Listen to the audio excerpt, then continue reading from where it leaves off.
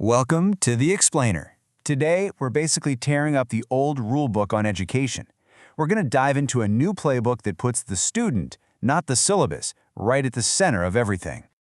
Does this look familiar? You know, the teacher up at the front, all the students sitting at their desks? For generations, this was the standard for education. For a lot of us, this was our reality, day in and day out. But what if there's a better way? I mean, a way that's more flexible, more engaging, and way more personal. That's really the big question we're tackling today.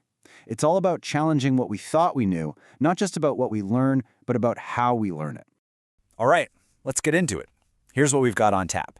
We'll start with the new blueprint, then talk about where and how learning happens now. After that, we'll open up the toolbox of methods and finally see how it all adapts to, well, pretty much any reality. So, first things first, we're shifting the focus from teaching to learning. This is a huge shift. Instead of students just, sitting there and absorbing information like a sponge, this new blueprint is all about empowering them to be in the driver's seat of their own education. So what exactly is learner-centered pedagogy? Well, it's an approach where everything, and I mean everything, revolves around the students, their needs, their interests, their learning styles. We're throwing out that one-size-fits-all model. Every single decision, from the lesson plan to the activities, is tailored to the individual. It's all about personalization, not standardization. Okay, so if the why is changing, what about the where?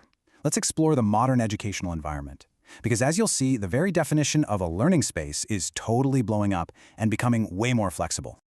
Right, so today's learning happens in all kinds of ways. You've got your classic face-to-face, of course. Then there's blended, which is a mix of in-person and online. You can go fully online. And then there's distance learning, which can use anything from paper modules to TV and radio. The point is, technology has opened up so many doors. Okay, so with all these different places to learn, teachers obviously need a whole new set of tools, right? And that brings us to what we can call the learner-centered toolbox. Think of it as this amazing collection of methods and strategies that really bring learning to life. So let's look inside this toolbox. It's built on three big ideas. First, you've got active learning. This is all about getting students to do things, discussing, reflecting, not just listening. Next up is cooperative learning, where students work in groups, which is awesome for building social and communication skills. And finally, there's inquiry-based learning. This is where students get to be detectives, exploring questions and figuring things out for themselves. And man, this toolbox is packed. We're talking dozens of strategies, from brainstorming and role-playing all the way to project-based learning and even gamification. It just goes to show you there is no single right way to teach something. For any subject out there, there's a cool, engaging strategy you can use. And all these different tools and strategies, they all point back to one simple goal. It's about moving students from just passively listening to actively participating in their own education. That's the whole game. All right, now let's talk about where this approach really shines, adapting to every reality. Its real power is how it flexes to meet every need. We're not just talking about adapting to different kids in the same classroom. We're talking about adapting to completely different situations, even the toughest ones you can imagine. And these two images, they show the incredible range of this perfectly.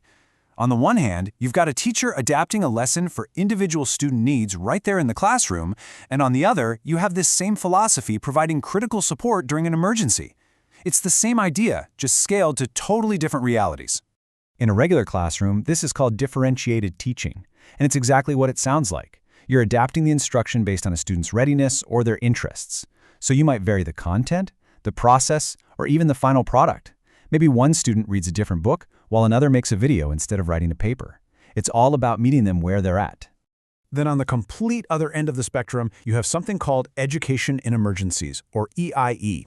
This is all about providing safe, inclusive, and quality education during a crisis. Think natural disasters, conflicts, pandemics.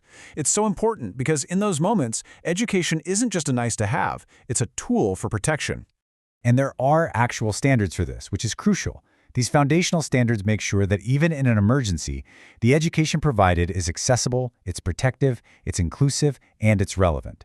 These aren't just buzzwords, they're the absolute essentials for making it work. And really, that's what it all comes down to, isn't it? The ultimate goal, no matter what, is to promote the well-being and the rights of every single learner. That's the foundation this whole playbook is built on. So that leaves us with a pretty big question to think about. With a playbook this flexible and this human-centered, what's next? I mean, how could we use this to completely redesign learning for the next generation?